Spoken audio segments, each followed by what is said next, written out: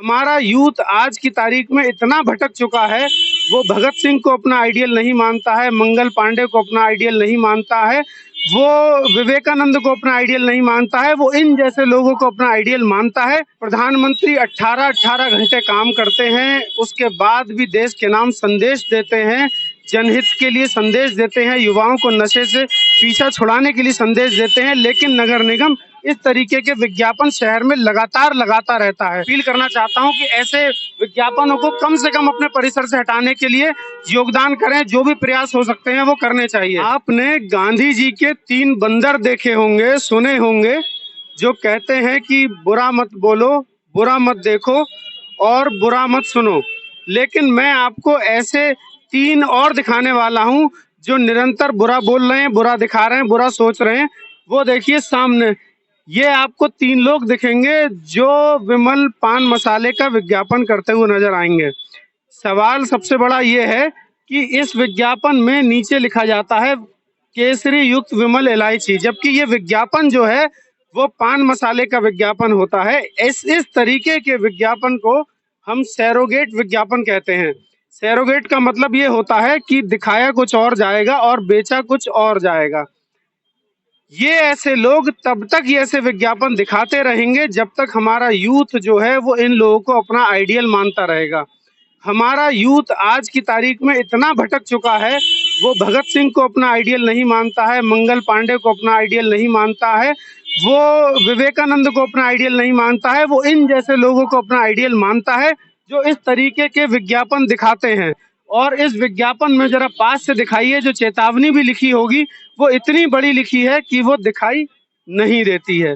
और हैरानी की बात यह है कि ये विज्ञापन नगर निगम ने लगाया है। नगर निगम को सिर्फ और सिर्फ उद्देश्य नगर निगम का है कि पैसा आना चाहिए, और इसके अतिरिक्त समाज में हम कैसा मैसेज भेज रहे हैं इससे नगर निगम को कोई भी मतलब किसी तरीके का नहीं है। हम जिस सरकार के अधीन इस समय हैं लोग, प्रधानमंत्री 18-18 घंटे काम करते हैं, उसके बाद भी देश के नाम संदेश देते हैं, जनहित के लिए संदेश देते हैं, युवाओं को नशे से पीछा छुड़ाने के लिए संदेश देते हैं, लेकिन नगर निगम इस तरीके के विज्ञापन शहर में लगातार लगाता रहता है, जिसके लिए यहाँ के छोटे से छोटे और बड़े से बड़े व्यक्ति को पता होगा कि ये विज्ञापन लगाने चाहिए या नहीं लगाने चाहिए। आइए हम 1-2 लोगों से पूछेंगे कि ये विज्ञापन, चाचा ये जो गुटखे के विज्ञापन लगते हैं ये लगाने चाहिए शहर में? नहीं लगानी चाहिए। नहीं लगाने चाहिए। देखिए आपको पता है कि इस तरीके के विज्ञापन नहीं लगाने चाहिए। मैं और कुछ लोगों से आपको दिखाऊंगा ये कहकर कि इस तरीके के विज्ञापन का क्या असर होता है। बाबूजी ये जो गुटखे के विज्ञापन लगे, क्या ऐसे नगर निगम को लगाने चाहिए विज्ञापन? नहीं क्या लगा क्या संदेश जा रहा है? नहीं लगाना चाहिए। एक तो एक प्रकार जहर है जो आदमी को गुमराह कर रहा है और बर्बाद कर रहा है देश को। क्या शुभ नाम हुआ बाबूजी? ऐसी भारतीय एडवोकेट। सर क्या नाम है आपका? बहादुर सिंह। ये ऐसे विज्ञापन लगाने चाहिए नगर निगम को? नहीं लगाना चाहिए। और इस कचहरी परिसर में जहाँ पूरे बरेली से लोग आते हैं, छोटे बच्चे भी हैं, सब हैं, क्या असर पड़ेगा? बुरा असर पड़ेगा इनके लिए, स्वास्थ्य के लिए हानिकारक है ये सब।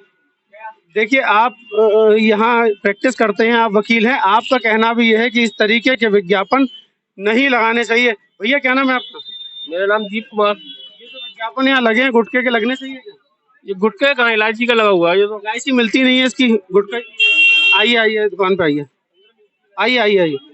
देखिए ये भी इसी सैरोगेट विज्ञापन का शिकार है भाई साहब। और मैं, भाई साहब ये विमल की क्या इलायची होती है क्या? आती है। अपने पास है क्या? अभी है नहीं, अभी खत्म हो गई। विमल की इलायची आप 20 दुकानों में जाएंगे, एक दुकान पर मिल जाए तो बहुत बड़ी बात है। विमल का सिर्फ पान मसाला मिलता है। ये विज्ञापन के नाम पर सिर्फ और सिर्फ धोखा दिया जाता है। इसी तरीके के शिकार हो जाती है युवा पीढ़ी, जो इस तरीके के शिकार होके इन लोगों के चक्कर में पड़ जाते हैं और ये करते हैं। आप देखिए, एक है शाहरुख खान जो विज्ञापन देते हैं एक कोचिंग का कि ये कोचिंग में पढ़िए, बच्चे अच्छे होंगे, और फिर उन्हीं कोचिंग के विज्ञापन के बाद ये विज्ञापन देते हैं इस तरीके के गुटखे का। सोचिए क्या होता है, ये हमारी मानसिक स्थिति से खिलवाड़ करते हैं, हमारे इमोशन से खिलवाड़ करते हैं। जब लोग इन पर भरोसा करने लगते हैं, ये सेलिब्रिटी बन जाते हैं, लोग इन्हें अपना आइडियल मानते हैं, उसके बाद ये लोगों को गलत दिशा में धकेलने का काम करते हैं। मैं और लोगों से तक पूछ लूंगा। भाई साहब क्या नाम है आपका? एवरन सिंह। जी एवरन सिंह। ये गुटखे के इस तरह के ऐड लगने चाहिए क्या? ना चाहिए। गुटखा तो बिल्कुल होना ही नहीं चाहिए। इससे क्या असर जाएगा समझ? अरे इससे तो बहुत बड़ा असर है, इससे खत्म होना चाहिए बिल्कुल ही। देखिए ये विज्ञापन जो लगा है इस पर लिखा है इलायची, लेकिन हमने 20 दुकानों पे पता करा, 20 दुकान पे इलायची नहीं मिलती है, पान मसाला मिलता है। इस तरीके के विज्ञापन भ्रामक होते हैं, लोगों को गलतफहमी में डालते हैं। ये विज्ञापन मिलता सिर्फ विमल का गुटखा है। क्या होना चाहिए विज्ञापन? ना नहीं। देखिए इस पूरे परिसर के लोगों का सबका कहना यह है इस तरीके के विज्ञापन नहीं होने चाहिए। ये स्थिति हमारे देश की तब तक रहेगी जब तक हम इन जैसे लोगों को अपना आइडियल मानते रहेंगे। हम भगत सिंह को अपना आइडियल नहीं मानेंगे। भैया क्या नाम है आपका? आरिफ। ये जिस तरीके के विज्ञापन यहाँ पे लगे हैं गुटखे के, ये इस तरीके के लगने चाहिए क्या सारे? इसमें शायद लगना नहीं चाहिए, तो नुकसान है। नुकसान देते हैं। इस पे नीचे चेतावनी लिखी है। चेतावनी में लिखा है दिखाए गए उत्पाद के एक प्रकार के कैलोरी जागरूकों के लिए कृत्रिम मिठास सोडियम सैकलिन है और ये बच्चों के लिए नहीं। क्या नाम हुआ आपका? मेरा नाम है जितेंद्र गुप्ता। ये इस तरीके के विज्ञापन शहर में लगने चाहिए क्या? नगर जी नहीं लगना चाहिए। क्या असर जा रहा है इससे? इससे बच्चों पे असर जाएगा। जो चीज बच्चों के लिए मना की जाएगी बच्चे उस चीज को देखेंगे। और ये इतने बड़े फिल्मी सितारे लगा रहे हैं, इनके बारे में क्या कहेंगे आप? हैं ये तो पैसा ले रहे हैं अपना। और नगर निगम भी तो पैसा ले रहा है। हैं नगर निगम भी ले रहा है। ये तो नगर निगम को सोचना चाहिए नहीं? बिल्कुल सोचना चाहिए। देश का भविष्य किस तरफ जा रहा है? देश का भविष्य अंधकार में हो रहा है। देखिए आप वकील भी हैं और उम्र से लग रहा है अच्छी प्रैक्टिस आपने की है, और आपका भी कहना यही है कि इस तरीके के विज्ञापन नहीं लगने चाहिए।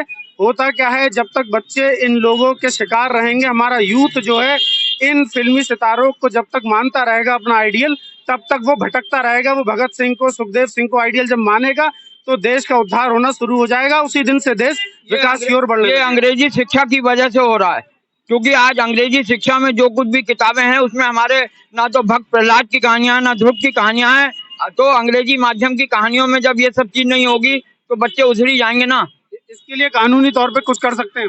बिल्कुल कर सकते हैं भाई साहब, लड़ाई लड़ सकते हैं और लिख सकते हैं। लेकिन हमने लिखा भी, हमारे पास लेटर नहीं है, नहीं तो हम आपको दिखाते। हमने योगी आदित्यनाथ जी को लिखा था कि आपको सरकारी गैर सरकारी और सरकारी संस्थाओं में जो भ्रष्टाचार है उसको मैं दिखा सकता हूँ, लेकिन आज तक मेरे पास कोई जवाब नहीं आया उस चीज का। अब मेरे पास लेटर नहीं है इस समय, नहीं तो मैं लेटर की फोटोकॉपी आपको देता मैं। देखिए आपने कितनी अच्छी बात कही कि माननीय मुख्यमंत्री को आपने लेटर लिखे हैं भ्रष्टाचार को लेकर, सिस्टम की कमियों को लेकर, लेकिन किसी ना किसी कारणवश कोई ना कोई परिस्थिति ऐसी रही कि काम नहीं हो पाया। आज बाबूजी पूरे तहसील परिसर में, पूरे रजिस्ट्री ऑफिस में, पूरे न्यायालय परिसर में कोई कोना ऐसा बचा होगा जहां गुटखे का पान या थूक ना पड़ा होगा। बिल्कुल है साहब। लोग खाते हैं लेकिन उसको जो है ना सही ढंग से इस्तेमाल नहीं करते हैं। मैं आपको बता दूं कि यहाँ तहसील परिसर पूरा जहां है, हर कोने कोने में आपको पान मसाले के थूक मिलेगा। और जिस तरीके से ये विज्ञापन में केसरी शब्द का इस्तेमाल करते हैं, कहीं ना कहीं केसरी शब्द हिंदुस्तान की देशभक्ति का एक रंग है, और उसको ये इस तरह हमारी देशभक्ति का रंग है। इसको इस विज्ञापन में चलाकर ये लोग, विज्ञापनों को तुरंत हटाया जाना चाहिए।